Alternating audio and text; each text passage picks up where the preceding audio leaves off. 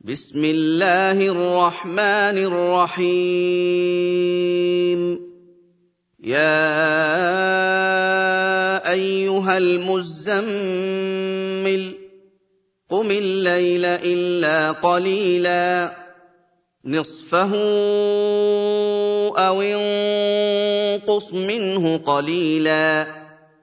أو زد عليه ورتل القرآن ترتيلا إنا سنلقي عليك قولا ثقيلا إن ناشئة الليل هي أشد وطئا وأقوم قيلا إن لك في النهار سبحا طويلا واذكر اسم ربك وتبتل إليه تبتيلا رب المشرق والمغرب لا إله إلا هو فاتخذه وكيلا واصبر على ما يقولون واهجرهم هجرا جميلا وذرني والمكذبين أولي النعمة ومهلهم قليلا إن لدينا أنكالا وجحيما وطعاما ذا غصة وعذابا أليما يوم ترجف الأرض والجبال وكانت الجبال كثيبا مهيلا إنا أرسلنا إليكم رسولا شاهدا عليكم كما أرسلنا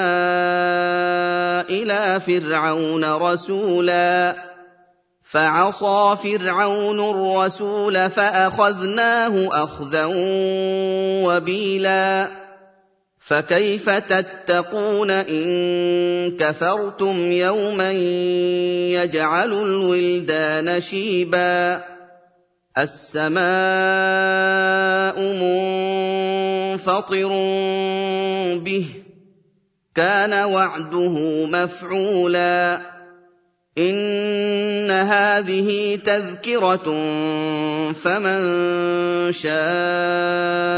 اتخذ إلى ربه سبيلا إن ربك يعلم أنك تقوم أدنى من ثلثي الليل ونصفه وثلثه وطائفة من الذين معك والله يقدر الليل والنهار علم أن لن تحصوه فتاب عليكم فاقرؤوا ما تيسر من القرآن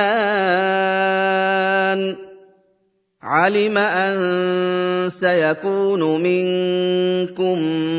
مرضى وآخرون يضربون في الأرض يبتغون من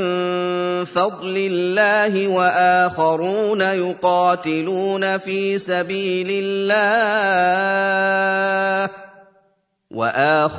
يقاتلون في سبيل الله فاقرؤوا ما تيسر منه